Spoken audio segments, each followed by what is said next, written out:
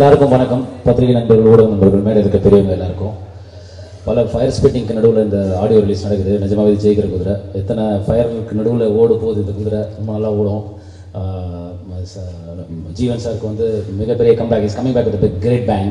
And Shakti Chidambaram நண்பர், ரொம்ப காலமாக தெரியும் அந்த நண்பர். அவருடைய எப்போவுமே கமர்ஷியலாக அதில் வந்து கலகலப்பாக சொல்லக்கூடியவர். ஸோ இந்த ஜெயிக்கிற குதிரை வந்து மிக பிரமாதமாக ஜெயிக்கும், ஜாக்பாட் அடிக்கும். ஜெயிக்கிற குதிரை முதல்ல பல விஷயங்கள் இதில் வந்து இந்த படம் வெற்றி பெறும் என்பதற்கு பல விஷயங்களை இதில் எண்ணம், நமது எண்ணம் தான் வெற்றி தோல்வியை நிர்ணயிக்கிறது என்று நான் நினைப்பது.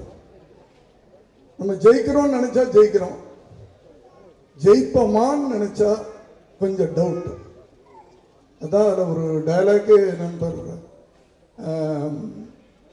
ஹீரோ ஜீவன் அவர்கள் வாயால் ஒரு டயலாக் சொல்ல வச்சிருக்கிறார். ரொம்ப நல்ல விஷயம். கடவுளை மட்டும் நம்பினா அது மூட நம்பிக்கை, அதே மனுஷன் தன்னையே நம்பினா அது தன்னம்பிக்கை. தன்னம்பிக்கை இருக்கிறவன் நிச்சயமா ஜெயிப்பான். அந்த விஷயம்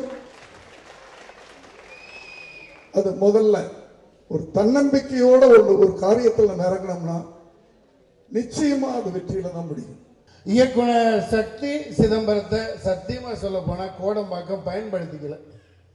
அது ஒரு சாபக்கேடுன்னு சொல்லுவேன். சரியா பயன்படுத்தலை. இன்னும் இந்த குதிரை 4 கால் பாய்ச்சல்ல 8 கால் பாய்ச்சல்ல பாஞ்சு ஜெயிக்கணும். ஜீவன்லாம் ஜெயிக்கணும். பெரிய ஹிட்டை கொடுத்தவர். மும்தாஜ் அந்த பழைய மறுபடியும் அந்த பாடல் தவளை கட்டிட்டு ஆடுவாங்களே, இந்த படத்தில் பார்க்க எனக்கு கொடுத்து வைக்கல. அந்த மாதிரி இன்னும் 100 படங்கள் மும்தாஜ் நடிக்கணும். ஸோ இதை நான் இன்னைக்கு சொல்கிறேன், இந்த மேடையில் உட்லன்ஸில் சொல்கிறேன். விஜய் கால்ஷீட் கிடைக்காத நாளில் விஜய் கால்ஷீட் கிடைக்கும். நீங்கள் பண்ணுறீங்க, அஜித்தை வச்சும் பண்ணுறீங்க, ரஜினி சாரை வச்சும் பண்ணுறீங்க. அவர் இன்னும் அதிக நல்ல நிறைய படம் நடிப்பார். நன்றி, வணக்கம். வணக்கம். ஜெயிக்கிற குதிரை இது என்னன்னு கேட்டிங்கன்னா, இந்த குதிரையே சக்தி சிதம்பரம் தான்.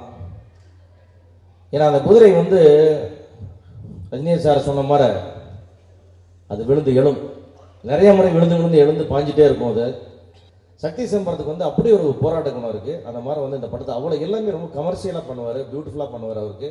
அதே மாதிரி ஜீவன், அந்த ஜீவனுக்கு வந்து ரொம்ப கேப் விட்டு தான் படம் பண்ணுவார். ஆனால் படத்தில் பார்த்தா கேப்பே இல்லாமல் நடிக்கிறார். அந்த மாதிரி ஒரு நிறைய ஒரு சுவராசியமான நண்பர், என்னுடைய குடும்ப நண்பர், நடிகர். அவர் எப்பாவது வந்தாலும் ஒரு பிரேக்கில் ஒரு பெரிய படத்தை கொடுப்பார். அந்த மாதிரி ஒரு பெரிய படமாக இந்த படம் நிச்சயமாக இருக்கும். ஜீவன் ரொம்ப ஒர்க் பண்ணியிருக்கார். ரொம்ப நாளைக்கு அப்புறம் இந்த படம் வெகு சிறப்பாக அமைந்திருக்கிறது. அதை விட என்னுடைய அருமை நண்பர், நெடுநாளைய நண்பர், சகோதரர் பெரியசூடானவருடைய மகன், என் பையனை போல தான் அவரும் கவின். அவர் வந்து இசையமைத்திருக்கிறார் இந்த படத்திற்கு. அவர் வந்து இந்த படத்தின் மூலமாக பெரிய இசையமைப்பாளராக வந்து அவருக்கும் இந்த திரையுலகத்துக்கும் பெருமை சேர்ப்பார் என்று நம்புகிறேன்.